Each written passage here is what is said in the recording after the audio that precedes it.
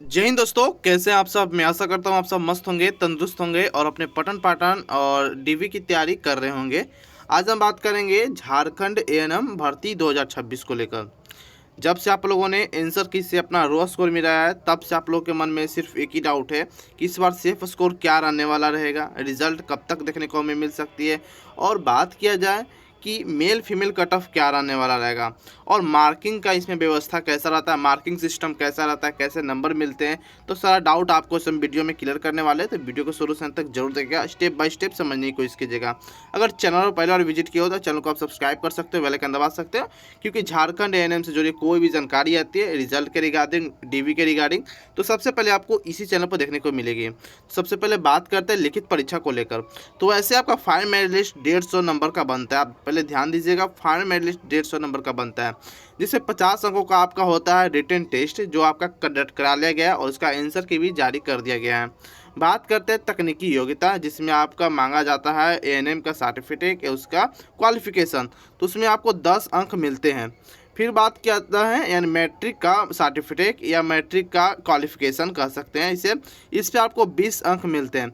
तो ध्यान दीजिएगा, 20 अंक सभी को नहीं मिलते हैं। हाँ, यह बात सही है, 20 अंक सभी को नहीं मिलते हैं। जिनका परसेंटेज मैट्रिक में 60% से ऊपर होते हैं, यानी कि जो फर्स्ट डिवीज़न से होते हैं उनको 20 अंक मिलता है। जो सेकेंड थर्ड होते हैं उनको 10-10 अंक का इसमें बोनस देखने को मिलता है। इंटर योग्यता की बात किया जाए, इसमें भी आपको 20 अंक देखने को मिलती है। सेम सिचुएशन वही रहती है कि आपको 20 अंक लेने के लिए आपको पहले फर्स्ट डिवीज़न करना होगा, यानी कि इंटर में आपको 60% का प्लस 60% प्लस नंबर होना चाहिए, तभी आप 20 अंक का हकदार रहेंगे, अदरवाइज नहीं रहने वाले हैं। फिर बात किया जाए अस्पताल अनुभव को लेकर, तो इसमें 50 अंक इसमें मिलते हैं, 50 अंक अधिकतम मिलते हैं। बात किया जाए तो 1 साल के लिए आपको 5 अंक बोनस मिलते हैं। अगर आपका एक्सपीरियंस 1 साल का रहेगा तो 5 अंक मिलेंगे, 2 साल का रहेगा तो 10 अंक मिलेंगे। तो यहाँ से कर करके आपको इसमें बोनस अंक देखने को मिलते हैं। टोटल आपका मेरिट 150 अंकों पर तैयार किया जाता है। आई होप अंकों को लेकर सारा डाउट आपके मन में क्लियर हो चुका होगा। फिर भी कोई डाउट बचे तो कमेंट सेक्शन के माध्यम से आप हमसे पूछ सकते हो। बात करते हैं टोटल पोस्ट को लेकर, तो इसमें टोटल पोस्ट आई हुई थी 3181, इसमें टोटल पोस्ट आई हुई थी। जिसमें यूआर की बात किया जाए तो 1323 यूआर में थी, ईडब्ल्यूएस में 305, एससी में 906, एसटी में 486, ईबीसी की बात किया जाए तो 154 और एसटी का बात किया जाए बीसी 2 का बात किया जाए तो 107 पोस्ट निकाली गई थी। देखिए, जो अदर स्टेट से फॉर्म भरे हैं, जो मतलब बिहार से भरे, यूपी से भरे हैं या कोई भी अदर स्टेट एमपी से भरे हैं, तो उनको यूआर से फाइट करना पड़ेगा, ना कि उनको रिजर्वेशन का फ़ायदा मिलेगा, तो ध्यान रखिएगा। चलिए आगे बात करते हैं झारखंड जेसीसी एएनएम वैकेंसी को लेकर। आपका जो एग्ज़ाम कंडक्ट कराया गया था झारखंड स्टाफ सिलेक्शन कमीशन के द्वारा, यह एग्ज़ाम कंडक्ट कराया गया था, जिसमें आपका बैकलॉग सीटें बात की जाए, जो बैकलॉग वैकेंसी थथी, यानी कि जो पिछले साल की जो वैकेंसी निकाली गई थी उसमें कुछ पोस्ट बच गए थे, कुछ पदों पर वैकेंसी नहीं फुलफिल हो पाई थी, उसमें 168 पद ले ली गई है। और रेगुलर जो इस बार नई वैकेंसी आनी थी, इसमें 3020 पोस्ट इससे ली गई है। आई होप ये दोनों आपका मामला समझ में आ चुका होगा। चलिए बात करते हैं एग्ज़ाम डेट को लेकर। तो एग्ज़ाम आपका 18 से 19, यानी कि 2 दिन आपका एग्ज़ाम अलग अलग शिफ्टों में कंडक्ट कराई गई थी। हालांकि एग्ज़ाम काफ़ी अच्छे तरीके से कंडक्ट कराई गई है, कहीं से किसी प्रकार फर्जीवाड़ा, पेपर लीक या टेक्निकल इशू आपको देखने को नहीं मिली है। आंसर की बात किया जाए तो इसमें 1 अप्रैल को आपका आंसर की जारी कर दिया गया है। ऑब्जेक्शन लगाने का लास्ट दिन आपका 7 अप्रैल होने वाला है।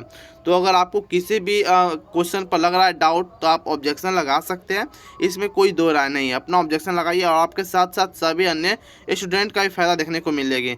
अगर आपका ऑब्जेक्शन सही होता है तो सभी स्टूडेंट को बोनस अंक देखने को मिल सकती है। चलिए बात करते हैं न्यूनतम क्वालिफाइंग मार्क्स क्या होना चाहिए, प्रतिशत पे बात करते हैं। जनरल ईडब्ल्यू से अगर आप बिलोंग करते हो तो 40% कम से कम आपको अंक लाना पड़ेगा। अगर 40 से कम अगर अंक आप अचीव करते हो तो आप डिसक्वालीफाई कहलाओगे, आगे के लिए पात्र नहीं होंगे। BC2 में 36.5%, BC1 में 34% और SC या ST से अगर बिलोंग करते हो तो 32% अंक लाना आपके लिए अनिवार्य हो जाती है। अगर इससे कम अंक अगर आप लाते हो, एक भी परसेंटेज 0.01% भी अगर आप कम लाते हो, तो आप आगे के लिए डिस्क्वालीफाई रहोगे। तो आपको यहाँ तक सारा डाउट क्लियर हो चुका होगा। फिर कोई डाउट बचे तो कमेंट सेक्शन के माध्यम से आप हमसे पूछ सकते हैं। अब बात करते हैं शिफ्ट एनालिसिस को लेकर। तो पहले शिफ्ट आंसर के आने से पहले शिफ्ट कुछ और थी और अब कुछ और हो गई है। तो जो डाटा आपको बताया जा रहा है आंसर के आने के बाद का डाटा है। तो 18 मार्च की बात किया जाए फर्स्ट शिफ्ट में तो आपको हार्ड देखने को मिला था, सेकेंड शिफ्ट मॉडरेट और थर्ड शिफ्ट आपका मॉडरेट टू हार्ड देखने को मिला है। 19 तारीख की बात किया जाए फर्स्ट शिफ्ट में तो मॉडरेट टू हार्ड और सेकेंड शिफ्ट में इजी टू मॉडरेट और थर्ड शिफ्ट में आपका मॉडरेट देखने को मिली है।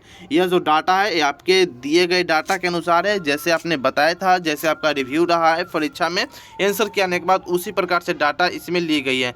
इसमें कोई दो राय नहीं है। लेकिन कुछ ऐसे भी अभ्यर्थी हैं जिनको लगा होगा कि नहीं सर ये फर्स्ट शिफ्ट जो हार्ड बता रहे हार्ड नहीं था, ये ईजी था।